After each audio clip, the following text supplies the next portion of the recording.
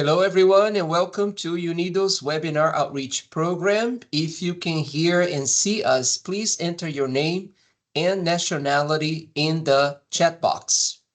Again, if you can hear and see us, just enter your name and nationality in the chat box for us to see that you can see the presentation. Thank you, Adele from Iran. Thank you, Victoria from Australia. Karen from Mexico. Olga from Portugal. Alan from Mexico. Lots of people from across the globe are joining us today. It's a great pleasure to meet you. We have two of our best recruiters on the team who are going to talk to you today about recruitment at UNIDO.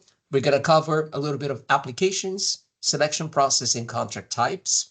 As you may have heard, this is a new program that we have here by the Division of Human Resources at UNIDO, where we present content to potential applicants like you. Our goal is to demystify the recruitment process, not only at UNIDO, but also international organizations should be interested. And a lot of our presentations may have a lot of relevant information too, for those who are interested in international civil service. However, our focus is always on UNIDO and its mandate, which is to foster inclusive and sustainable industrial development across the globe. We are going to wait just a few minutes so that we can get started. We have over 1,000 people registered. We do understand that not everyone who registers is able to attend live, but everyone who registered will receive the recording to this presentation. So you may be watching us now a few weeks later or a few days later after the presentation went live, okay? Again, you can use your chat box or the Q&A for your questions. We are going to go over the agenda and the presentation very, very soon. Just so that we can test the microphones, Monica and Jack, would you just say hello before we get started? Hello, how are you? Hi everyone. Good afternoon from Vienna. Very good. So right now, I think it is 1:02 Vienna Central Eastern Time, and we have over 200 people. This number is going to double or triple in the course of the hour. So I wish you ladies the best of luck, and thank you very much for agreeing to do this, and goodbye. Thank you, Gustavo. Thank you. All right. Good afternoon, everyone. Today, we've asked you where you're joining from. We will cover where to apply, how does a selection process look like, as well as contract types here at UNIDO. So thank you for joining us. We see a mix of both internal and even internal people and external people in the chat, so welcome. Briefly, I'd like to introduce myself. My name is Jack Malapitan. I've been doing international development human resources since 2011. And I joined UNIDO last year as an HR officer here in the talent planning and acquisition team. And Monica, do you want to introduce yourself? Sure, thank you, Jack. Hi, everyone. So my name is Monica Ilic. I work together with Jack and I work as Associate HR Officer. I joined UNIDO only recently, but have worked in other organizations as well in recruitment areas. I'm very excited to be with you together today and look forward to the webinar together. Okay. All right. So some useful information for everyone joining online. Please, your microphone and camera are muted upon entry, so only Monica and myself can use audio and video. But you may submit your questions via the Q&A chat function. It will be addressed during the last part of the presentation where we have our Q&A session. Also, there's the duration of our presentation today, I would say would be about 45 minutes. So we leave some time for Q&A at the end. And we'd like to remind everyone that post-webinar, there will be a survey sent to everyone registered. We would really appreciate it if you can give us your feedback, as it's good for us to also improve on such services and webinars like this one. So this will come automatically to everyone registered. All right. Okay. So Monica, just confirm you can see my screen, right? Yes, I can see your screen. Thank you. Great. So as you can see here in the UN system, UNIDO is listed as a specialized agency. So similar to WHO, ILO, FAO, and the World Bank Group, being a specialized agency of the United Nations means we are an autonomous agency that works within the UN system through cooperative agreements. So these specialized organizations focus on specific areas of international importance, such as health, education, labor, industrial development, and agriculture. So for us here at UNIDO, we are focused on industrial development. While they operate independently in terms of governance and funding, specialized organizations align their efforts with the broader objectives of the UN, particularly those outlined in the Charter of the United Nations and the Sustainable Development Goals, or the SDGs. So briefly, we would like to walk you through UNIDO's priorities. We currently have three main priorities under our Director General, Mr. Gerd Muller. First one is clean energy, climate action, and green growth. But what does it mean in practicality? It means that UNIDO promotes policies, technologies, and practices to reduce industrial greenhouse emissions. Why do we do that? So among many obvious reasons, climate action can create millions of new and decent jobs. Another priority is to end hunger through innovation and local value addition. So what does it mean in practice? It means we share knowledge and technology to help reduce post-harvest losses and increase food security. So besides the benefits to people across the globe, we also know that agribusiness generates job opportunities for young people. So third main priority is fair and sustainable supply chains. So in practice, we support this by supporting fair and responsible local industrial production and trade. So supply chains are essential to trade for job creation. So to learn more about this, you may visit our main page, unido.org. Then I pass you on to Monica. Monica? Thank you so much, Jack. So I will continue now with a little bit more generic information about the UNIDO as an organization and the work of the UNIDO before we dive into the details of the recruitment process. Firstly, let's talk about the sustainable development goals. And before I continue talking, let me just ask you if you can put in the chat if you know which of these SDGs would be reflected in the UNIDO's mandate. You can simply place a number if that was a bit quicker or easier. Okay, I see some, so perfect. Number 9798.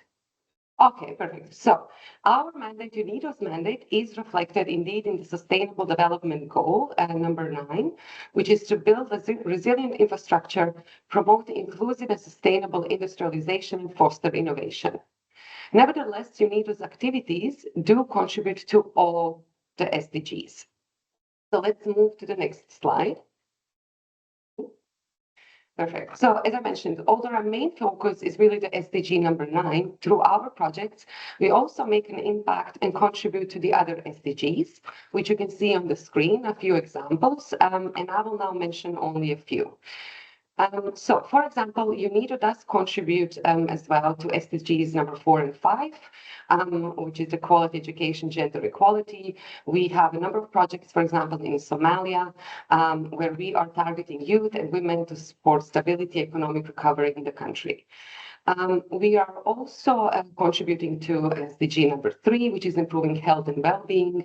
We have our projects in Bangladesh, where we are implementing projects to ensure access to safe drinking water. Furthermore, we would contribute as well to SDGs number 6, 7, and 12, related to safeguarding the environment. Here are the few examples. Let's move to the next slide. So on the note of the projects, I mentioned only a few now.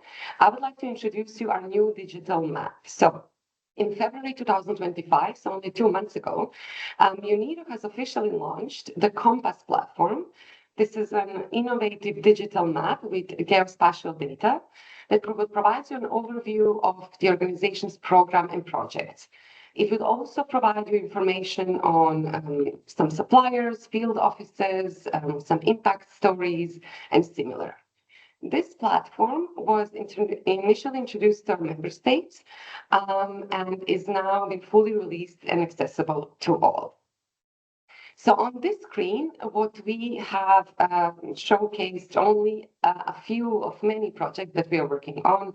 So what you can see is one of our biggest projects at the moment, the Africa Trade Competitiveness and Market Access Program, which is abbreviation ADC MAP. In addition to that, one of our bigger projects is Green Industrial Recovery Project for Ukraine, through technology transfer from and co-creation of new businesses with Japanese private industries. So here are only a few examples, but if you are interested in learning more information and learning more about the projects, the link to the Compass platform is also on the slide. It's compass.unido.org. So let's move to the next slide. Here are some quick facts about the UNIDO as organization. So, UNIDO was established in 1966 and became a specialized agency of the United Nations in 1985. As my colleague Jack mentioned earlier, our current Director General is Gerd Müller. He's a German national. He was appointed in December 2021. And some of the information on the technical cooperation delivery on the projects. So, for example, in 2024, projects were implemented in 119 countries. The value of technical cooperation delivery, so 2024, amounted to over 290 million. This entire work has been done, of course, by the UNIDO employees and staff. Currently, UNIDO employs 698 staff members, as well as over 1,500 consultants from 154 countries. Now, this data is from the annual UNIDO annual report 2024. It has been released recently. If you are looking to learn more information about our projects, implementation, and similar, you can also download the report on our website. This is very briefly on some quick facts. So let's move on. UNIDO Worldwide. So as of December 2024, the UNIDO has 173 member states. Our newest member state was the Solomon Islands, which became our member state in October 2024. In addition to our headquarters in Vienna, UNIDO has also liaison offices in Brussels, Geneva, and New York. Its field network consists out of 49 regional hubs, and as well regional country offices covering 158 countries. Good. Let's move on now on the hiring and recruitment types of staffing and selection processes. So who do we hire, or what is it that we are looking for when we are hiring the best talent? So let's move to next slide. As you can see on the screen, so what we are looking for, regardless of the job that you might apply for at UNIDO or go through an interview, there will always be specific requirements that you will need to showcase. Above that, we are also looking from our employees and our candidates to demonstrate the highest level of competence and integrity. We are also looking for positive attitude and open mind, a passion about making a difference in the world, respect and promotion of diversity, international multicultural attitude, then proactivity, flexibility, commitment, collaboration and partnership skills, of course, and results and team orientation. So what does this mean? So UNIDO's core values are integrity, professionalism, and respect for diversity. Regardless of your job, your level, your contract type, everyone is expected to have integrity, to show professionalism, and also respect for diversity. Do make note that this is something that you would need to be able to also show that you possess these values in interviews itself. Okay. Thank you. Perfect. We are now on the types of staffing. In today's presentation, we will cover all of the types of the staffing that you can see on the screen. So we welcome talent to join us as interns, as partner experts, as junior professional officers or JPOs, consultants or staff. Consultants and staff, you will see it's highlighted. So this is something that we will focus a little bit more in detail throughout the whole presentation, but we will cover all types of staffing. And at this point, I'll pass on the screen and the mic over to Jack to start with an internship program. All right. So we have the UNIDO Internship Program, which represents a valuable partnership between UNIDO and young people from academic or other partner institutions, and gives interns a real-life experience to enhance their educational qualifications and to build up credentials for future careers. So what are the benefits for interning at UNIDO? So you can gain international experience working at the UN specialized agency. You can acquire knowledge, valuable practical experience in a field relevant to your area of study or interest. You can contribute to the achievement of the Sustainable Development Goals. You can accumulate knowledge about the UN system, and also have the opportunity to be part of a diverse and multicultural environment. So to be an intern, you have to be enrolled in a university degree program or have completed the first year of the degree program. So it can be a bachelor's or a master's studies. You have to be a recent graduate in case you're not studying at the moment. So you need to apply within the first year after completion of your degree. You need to be at least 20 years old. Our internship duration is about 3 months to a maximum of 1 year. And you can do it either in our headquarters in Vienna or in any of our field offices. And then currently, we have put the internship program on hold, and we will restart the process in September as we are currently reviewing our policy, and we will move to a paid with stipend internship program beginning September this year. Okay. So please check our website around the summer to see the latest internship vacancies.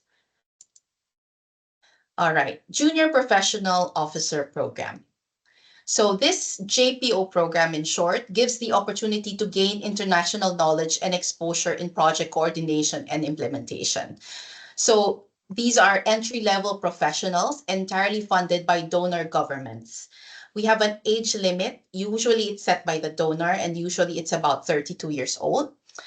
Salary and entitlements of a JPO is equivalent to a UNIDO staff member, and the contract duration is usually 1 to 3 years. The requirements for a JPO, so usually the donor country will tell us at what level they wish to sponsor. If it is a P1 level, the requirement will be a master's degree plus 1 year experience. And if it's a P2 level, it's master's degree plus 3 years experience. The duty station is either headquarters or in any of our field offices. And being a JPO is really a great way to start your career in the UN system. So I will now move to the next slide. So if you can recognize the flag, UNIDO has standing agreements with your country. And the current active donors are the ones with a check mark on the screen. So Germany, South Korea, Japan, China, Italy, Finland, and Austria. So usually for JPOs, if you're a national of one of these countries, you need to apply directly to the ministry in charge of the JPO program in your country. Most of the time, it's the Ministry of Foreign Affairs. They do an initial screening, and then they submit to UNIDO a short list of candidates for us to interview and select from. Okay. Then moving on, we also have a partner experts program. And these are qualified experts sponsored by member states or partner institutions. They are hired through a secondment to UNIDO. So basically, they remain employed by their original organization and paid by their original organization and loaned to UNIDO for a specific period, usually from 6 to 24 months. There's no age limit for this. These are usually more senior experts who have a master's degree plus relevant experience, and this can be also in Vienna or in any of our field offices. So now Monica will take on the next slides for consultants. Perfect. Thank you, Jack. So If you would recall when we're talking about the quick facts and the UNIDO workforce, majority of UNIDO workforce would actually be the consultants. So let's move to the next slide. Consultancy contracts are short-term assignments. These are offered to individuals with specific expertise needed for short-term projects or tasks. Now, these type of contracts were different from staff positions, as they are designed to engage specialists on a as-needed basis, really to provide technical expertise, advice, or services. Consultants can be based in headquarters, in the field, and there are also home-based opportunities. They are recruited at different levels, really depending on the nature of the task and the needs. What we are looking for when we are assessing candidates for consultancy position is we are looking for a relevant education degree. We would pay attention that you have the relevant professional experience, language skills. So fluency in English is always mandatory, and then the knowledge of an additional UNIDO working languages is an advantage. Duration would depend on the nature of the assignment. So an assignment can be from several days to as well as several months. And what we will now cover, this is very briefly about the consultants. We will talk about how we hire consultants. So not all consultancy positions would be available online for an application. So we are hiring through ways. Let's go to the next slide to first explain the selection process via vacancy announcement. So this is one of the ways how we can hire a consultant. Okay. So a vacancy announcement, and you can find our vacancies at careers.unido.org. These are posted for the typical duration of 3 weeks.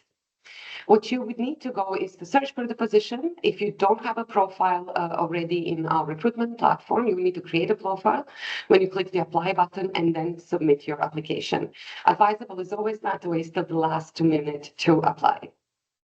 Once you have created a profile and have applied, what we do from our side is that only when the deadline closes is when the candidate screening will start.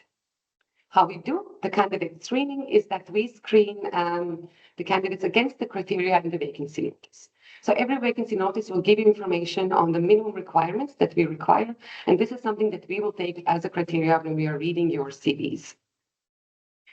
The candidate screening is conducted together, so between the HR and the hiring manager. There is a hiring manager that is conducting the screening, and HR will be then also approving that list. What is important when you're applying for a vacancy then, and more information we provide in other webinars, do pay attention that you showcase the relevant experience.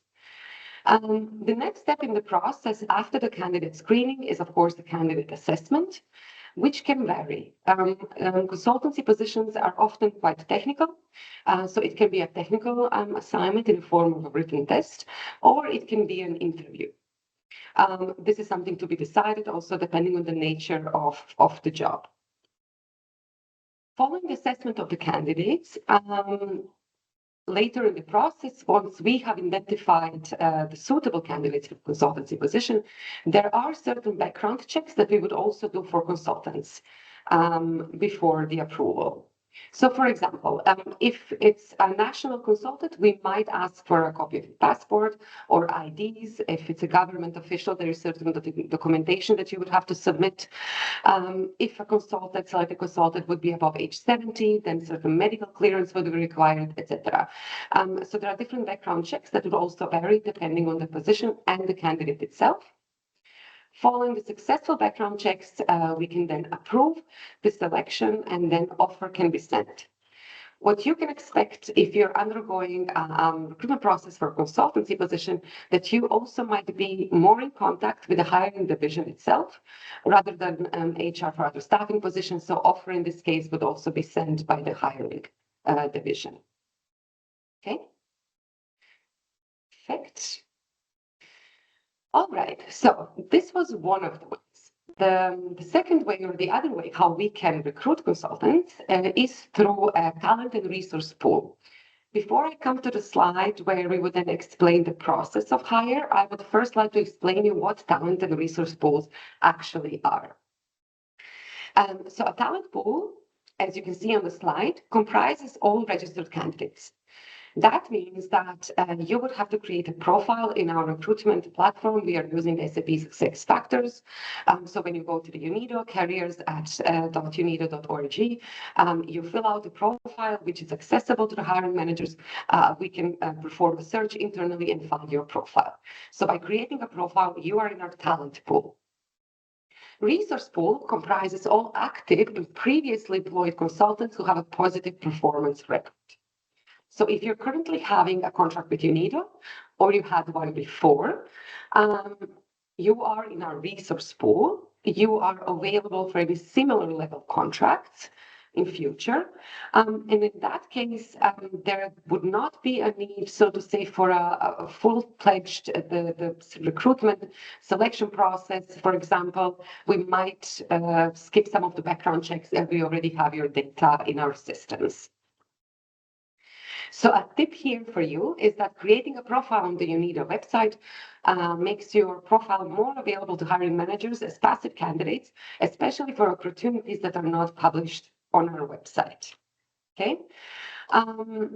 So appointment duration can vary. As mentioned, keep profile in UNIDO recruitment platform up to date. Make sure to list your tasks and responsibilities and to provide all the information that is required. And then the appointments will be possible on different levels and grades depending on job requirements. So this is what talent and resource pools are. And now we're coming to how a selection process would look like. So let's move to the next slide. Okay. So we would not have a vacancy notice as a first step. What we would have is a terms of reference, and the terms of reference would as well outline like a vacancy notice or a job description. What are the main tasks for the job, and what are the requirements that we are looking for in a candidate. So terms of reference will be then received by hiring managers, us in HR, and then there will be a candidate search in our talents or resource pool and the screening. Again, on the assessment, assessment can be technical and or interview. It would vary and depending on the nature of the assignment. The next step in the process is again the background checks. And as I've mentioned, if you're in the resource pool, we might, as we already have some of your documentation, we might not need to go through the whole process again. But in any case, we verify that it's existing. And then the selection approval and the offer sent by the hiring division. So what we are now trying to emphasize here when it comes to hiring consultants, these are not always and all published in your website, but do make sure to create your profile in the UNIDO platform that will make you available for possible opportunities that we do not advertise. Okay. Good. I see there are, I will interrupt a little bit, Jack. There are a lot of questions now happening in the chat. Okay. We will be addressing those as well at the end. What I will just address right now at this point, because it's connected to consultants, if it's a recruitment or a resource or a talent pool, you would receive, of course, terms of reference is something that is expected of you later in throughout the recruitment process. So if you're contacted and invited, there will be shared with you what the job is about. Okay, good. Let's move on to the staff, so professional and general service categories. Okay, next slide. Okay, so we welcome talents with technical and functional experience in multiple areas. At UNIDO, although we are focused on industrial development, we are also in search of expertise in various areas such as energy, agro-related areas, project management, communication, human resources, of course, finance, procurement, statistics, and other. So some of these, or majority of these, are outlined here on the slide. Good. Before we dive into a selection process for staff, what we would like to elaborate as well is appointment types at UNIDO. So something that is quite unique to UNIDO is this terminology 100 series and 200 series. Why we have decided to address that in our webinar today. This is also terminology used in our vacancy announcement. So when you look for a job, you will be able to see appointment type, 100 series or 200 series. So this is to give you more clarity in what exactly that means. So positions with 100 series, these are fixed term appointments, regular budget funded position. Initial contract duration is 3 years. 200 series position is as well a fixed term appointment, but it's a project funded position. And on that note, initial contract duration would be 1 year. And any further extension would depend as well on the duration of or extension of the project activities. So both 100 and 200 series can be open to internal external applicants. They're available across different job categories, and benefits would vary according to the job category. So main difference, the important difference here is the source of funding. So just to give you an example and hopefully a little bit more clarity, if you would see on our website that we have a professional position as in B3, an officer typically titled, this would be a 100 series. This position is funded by the regular budget UNIDO fund. If you would see a position that it says 200 series and it's written L3, this position is an equivalent to the P3 position, but it's funded by the project fund.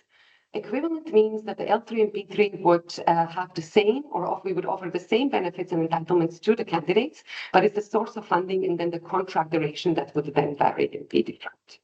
Okay, good. Perfect. Okay, let's move on to the next slide, and then I'll pass on the microphone to Jack. Okay, so we'll dive in a bit deeper on the recruitment of international professionals. Maybe as you can see, we have a longer process for recruiting international staff. And first, you have to find the vacancies in careers.unido.org. If you have a profile already there, then it makes it easier for you to just apply to other positions that come up. And please, again, as Monica said, don't wait for the last minute to apply to positions, as we want to receive your application in time. And number two, we would recommend that you check online resources, including this webinar, and we have an upcoming one next May. Third would be creating an account and identify positions where you meet the requirements.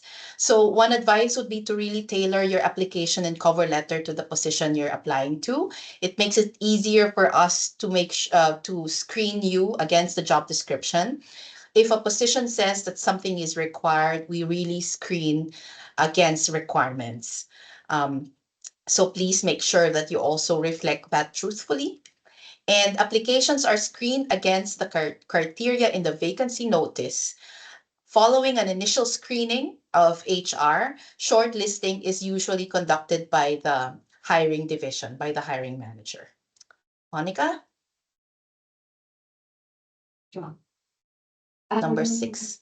Yes, good. So, candidate assessment. Candidate assessment step. So there are different assessment types that we might use. And also depending on the number of qualified candidates that we receive, we might, before the interviews, conduct an eliminatory assessment step. So for example, this can be a pre-screening interview or a written technical assessment. So that means if we have received hundreds of really good applications, and then we would not want to decide already on a very short list for the interview, we might conduct with a larger pool, maybe 10 to 15 candidates, an eliminatory assessment step. And then from that on, we would move to the shortlist and the interview stage. Should this not be the case, we can also combine the steps 6 and 7. So we can proceed to the interview stage for all shortlisted candidates. And in addition to the interview, that is a competence-based interview, we may ask you to also do a written test, or maybe create a presentation on the relevant topic, and then present that presentation in before your interview. So this is also a very kind of typical setup, similar. More information on the interview stage will be provided one of the next webinars, and this is our competency-based interviews. But in interview stage, typically, so there is an HR, and the panel would consist of 4 to 5 panel members that will then assess the candidates according to relevant criteria. Candidates that have been identified as suitable after the interview stage would then later in the process undergo reference checking and also background checks. Reference checking, meaning checking also references with your current or past supervisor. This is always to be confirmed with the candidate. Documents verification, such as your personal qualification, educational degree, and similar. Okay, so this is then on the reference and background checks. The panel member's task is really to make a recommendation on who could be the best or who are the suitable candidates. So panel members make a recommendation to the appointing authority, the Director General, and then the appointing authority makes the decision. Do note that gender and geographical balance are considered for candidates of equal. Once we have gone through the process of reference checking and as well approvals necessary, we can then proceed to the offer of appointment. So upon endorsement by appointing authority, selected candidate receives an offer. In the offer letter, there will be plenty of details on the benefits entitlements package, and of course, negotiation on the start date. This always happens at the end of the process. Once we greet the selected candidate, once the selected candidate accepts the job, we will also proceed as well with closing the vacancy notices, informing the rest of the candidates. Perfect. Thank you. Jack, over to you. Maybe just to mention our rostering system at UNIDO. So for fixed term vacancies, I think what we do well is the roster system, wherein if we interview for instance 5 people, we recommend 3, and of course there's only 1 vacancy. The rest of the recommended candidates go to a roster. And if similar positions open up within the next 24 months, we can recruit from that roster without going through all the interview assessment stage. So in UNIDO, we do that quite a lot. So I would recommend that you really apply, because should you not get selected for that vacancy and you get into a roster, that's also a very good way of being available for similar jobs in the future. This can either be at the same level that you have been rostered for, or even at a lower level. So for example, you were rostered for a P3 or an L3, you can be appointed to an L2, of course with your approval, and you can be offered a roster appointment after a few months. All right. And then next. All right. So why join UNIDO? So we've discussed how we provide impact to the UN 2030 agenda, to the SDGs. If you have soft skills, you want to hone them, I really believe there's no better place to do it than in a multicultural organization. And we have staff nationals from 154 countries. This is really a good place to work with various nationalities, with different cultures. It's really a vibrant environment. If you join UNIDO as one of your first careers, post grad school, post bachelor's, it's a great way to kickstart a UN career. Of course, being part of this organization means being an agent of change. So through our projects on the ground, we've shown you the compass map, where you can see that we are present in over 119 countries. So it's really an excellent way to make a difference. We have initiatives that have significant impact on sustainable development worldwide. And also on top of that, for a fixed term position, we offer competitive salaries, family allowances, relocation, insurance, etc. So that is hopefully we would like to really invite you to join UNIDO, to check our vacancies for future openings that we may have. And we would like to invite you. We have our next session scheduled already for May 14th. This would be optimizing job applications for UNIDO with an online live tutorial with our Associate HR Officer, Hina, and the Head of Talent Planning and Acquisition, Draga. This will be held on May 14th, 1 p.m., and the link is there. You may register now also. In case you can't make it, you will receive a recording of the session as well. So now we head to the question and answer portion. And okay, I'm seeing the chat for the first time. So how do we want to, to address this? Let's see. Yeah, let's try to address, of course, we then have Okay. still 15 minutes. Many questions. We might not be able to address all.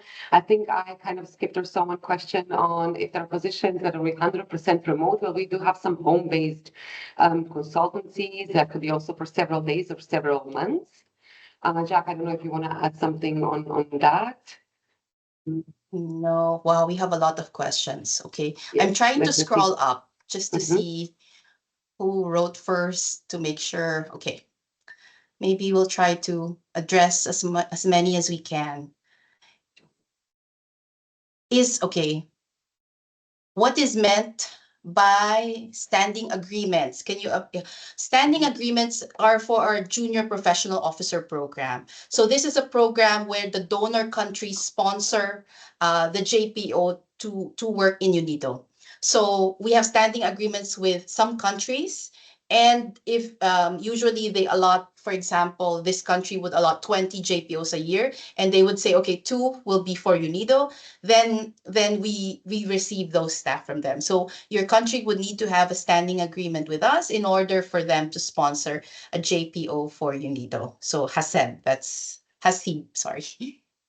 And then Leonan is asking, is just master eligible or specialization is acceptable as well? Want to take that, Monica? Sure. I mean, if a vacancy notice would clearly state that a master's or equivalent is required, then this is something that we will take as a criteria when screening the candidates. We do cross-check, of course, the institutions and the universities where the degree was obtained, but it is necessary to demonstrate the relevant level. I hope I answered the question. Okay, then we have Mr. Rodriguez, who has several questions. Possible to apply as a consultant within UNIDO Central Africa? Yes, you can.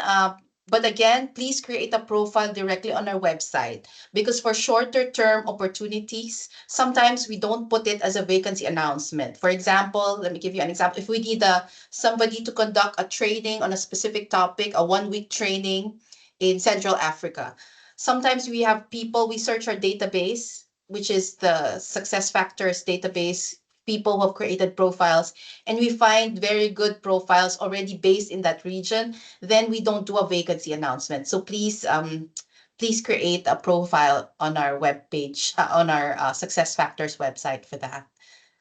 Right. Okay. Okay, I think we answered difference between 100 and 200 contracts. Yes. Maximum consultant can get in terms of compensation in a year. This is varied because we have different types of consultancies. So we have, for example, locally hired consultants, which are meant to support administrative functions in HQ or in the field offices. We have national consultants, which of course has a different salary scale. Then we have international consultants who can be based anywhere in the world, supporting different projects across the world. So this, I can't give you a ballpark figure because it really varies depending on the type.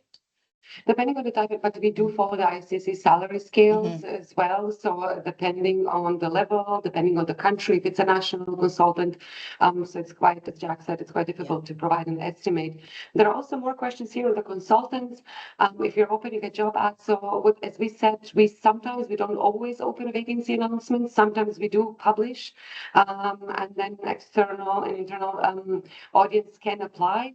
And if we don't post, then we recruit through talent supplemental resource pool. And for that, again, a tip for creation of the profile in our recruitment lab.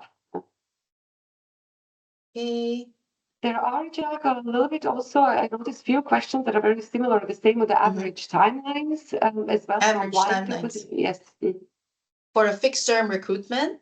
I think there is in general, so there is no specification, but it can last up to several months. Right? Yes. So it depends. If it's a fixed term recruitment, I would say maybe 4 to 6 months. Sometimes there are positions that may take longer, depending also on the schedule of the hiring division and, of course, HR. We're always here to support, but it can really vary. And then what else? Do we need to apply on Inspira? No, for UNIDO, we have our own platform. So we are not in Inspira. So, okay, Gustavo answered that. careers.unido.org. What recruitment HR system does UNIDO use? Success factors. Okay. How does the roster work for consultants? Do we want to take that on? I mean, I can give you an example. If you have been, if you, so I don't know if you, when you say you're added to the roster, it means you've created a profile or you were actually interviewed. But if you create a profile in our success factor system, careers.unido.org, you are included in our talent pool. If you have been interviewed and you've received a consultancy contract with us, then you are in our resource pool. If you have been, for example, contracted to do a P2 level consultancy before, it ended already, you are available for similar levels and type of consultancy to all our hiring managers in the house. So that's a robust way of them being able to hire faster for project needs. So it's really so we really encourage people to create a profile on our unido.org, careers.unido.org for you to be visible, because most of the vacancies we have, it means our hiring managers have already looked through our talent pools, resource pools, but they haven't found someone. So it's good that you create a profile to be visible to these hiring managers. Monica, does UNIDO use Sure. competency-based interviews? Yes. So we do use the competency-based interviews. Interviews are a combination of technical and also competency-based questions. Technical, what I mean, are those that are related to the job and in technical terms, and then competency-based to test the relevant skills and competencies. And in one of our upcoming webinars, we will then focus more specifically on the competency-based interviews, how to respond to the questions with example and similar. Okay. Um, Matilde mhm. is asking about the internship program. Yes, unfortunately, we're doing a pause right now while we make sure that our systems are ready when we make this switch to our with stipend program, which will launch in September. So I would recommend that you check our vacancy board around the summertime or around July, August to see the available internships then, and please apply then. Okay. There is also a question, and then I'll refer also to the webinar. So there was a question: how would you line your CV? As you may find that you meet most of the requirements, but you're not shortlisted. What is important is to go through the requirements that are required and desirable. So of course, ideally, you would meet all the requirements where it's really mandatory. So mandatory typically is the education level and the number of years of relevant experience. So not the total, but the relevant experience. And then the desirable, it's always a good to have and will give you more chances for them to kind of progress in the rest of the process, but they're not must-haves. But then on the next webinar on the 14th of May will be exactly this topic about how you can optimize your application. Yeah. Okay, we have I'm an international lawyer over 15 years. Do I sound overqualified? I don't think so, because you need to just apply to the right level of consultancy. We do hire very senior consultants at times, depending on the need, where we require 10, 15 years experience. So I don't, and as as Monica mentioned, we have consultants that are 70 years old actually, because there's no age limit to being a consultant in UNIDO. There is an age limit for staff because we have a retirement age of usually 65. But for consultants, we have consultants that are about 70 years old, but of course we do some additional checks in order to onboard them as a consultant. What else? Okay, I'm just reconfirming that the next webinar is on the 14th of May, not 16th of May. Educational allowance included as a benefit for temporary P-level staff positions. If you're asking about the L 200 series staff, yes. So basically the difference between a 100 and 200 series is just the duration of the contract. And but all the benefits remain the same. So for instance, you get your rental subsidy, relocation, we support with a visa, we support education for educational benefit for dependents, registered dependents, and also dependency allowances for spouse, etc. So it's the same. It actually has the same level of benefits, except that fixed term 100 series would be under regular budget, and a 200 series will usually follow the duration of the project from which it is being funded from. Okay. What else? Where do we exactly find these TORs? Or on our website, we have all the available vacancies at the moment.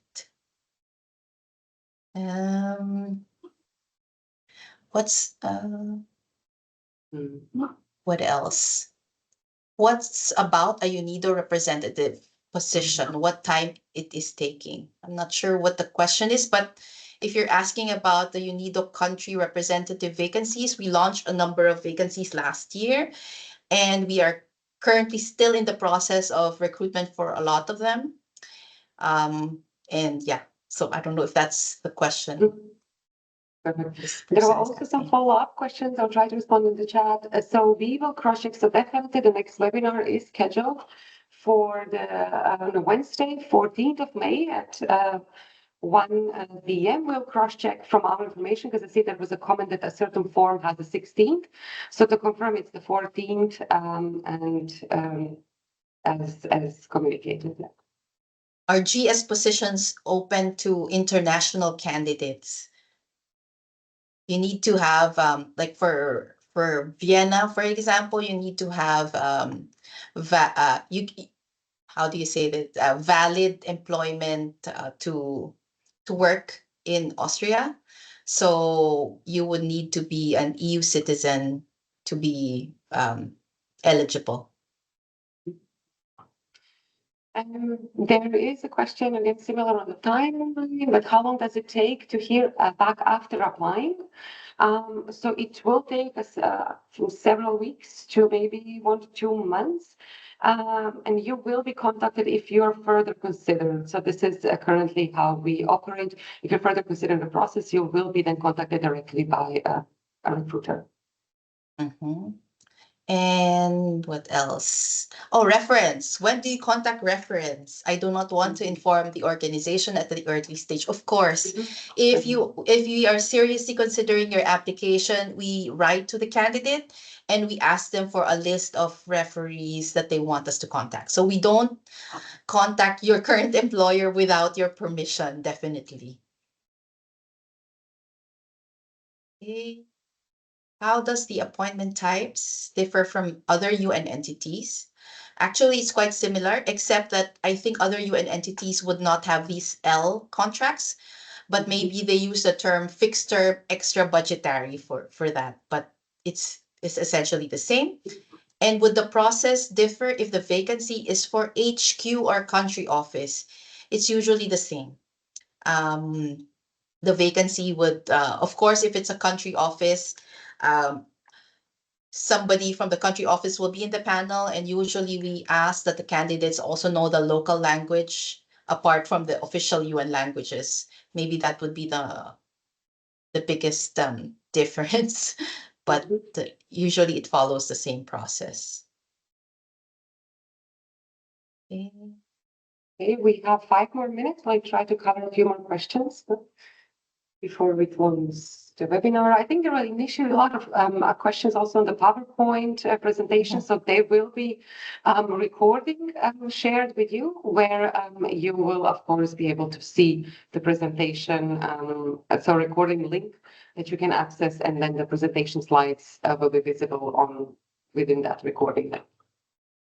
Metaxia is asking if we use AI-based tools for screening and onboarding. Should I take that? No, we don't. But we have been using AI for some of our processes to make sure that we run them faster. But that doesn't include screening, at least at the moment. Yeah.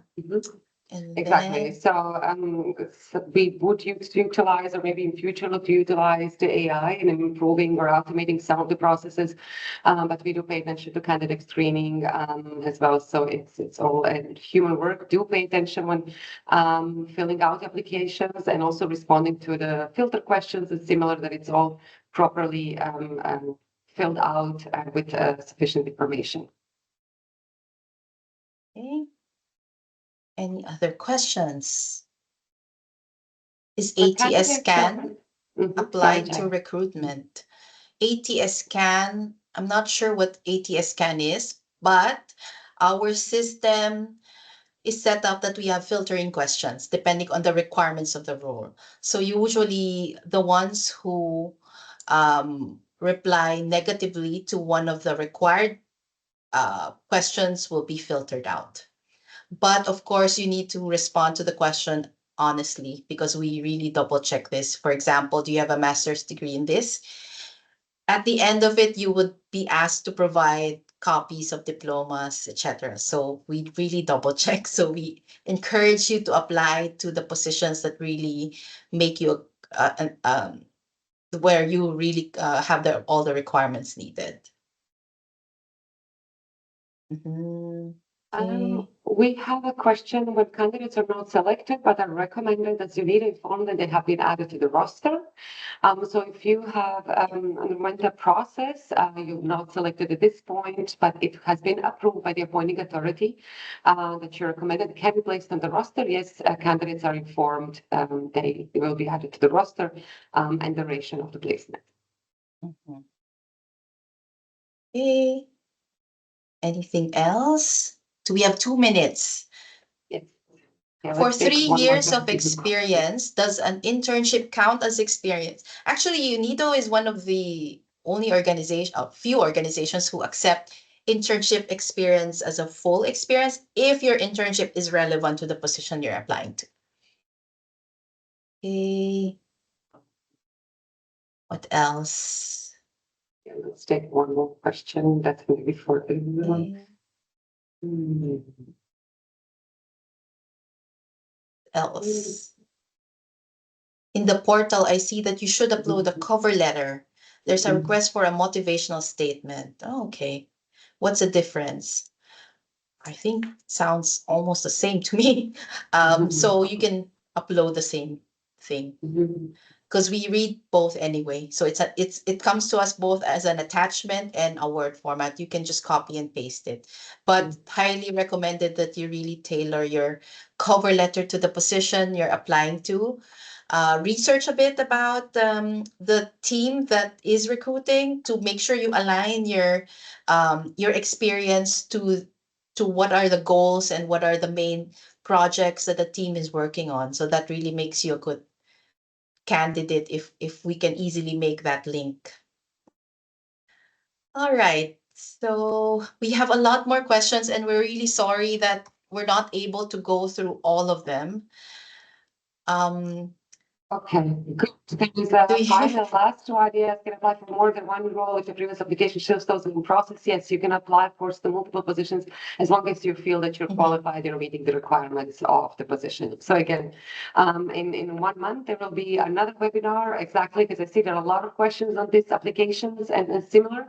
So more information we provided then, and then in future, we will also touch upon the competency-based interviewing. So good, Jack, I'll pass on to you to close the webinar. Yeah. Yes, so thank you everyone. We really appreciate your time, and it really encourages us to do more webinars like this to be in touch with people interested in UNIDO. Please connect with us also on LinkedIn, where we post a lot of our vacancies.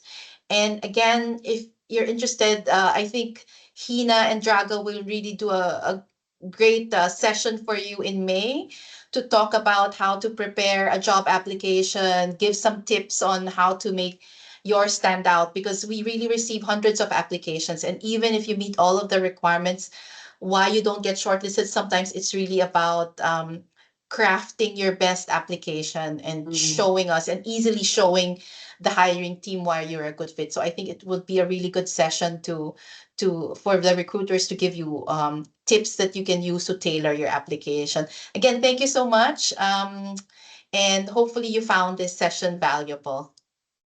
Wishing you a good afternoon. Thank you, everyone. We will close this meeting now and hopefully see you online in some future events. Goodbye. Bye-bye.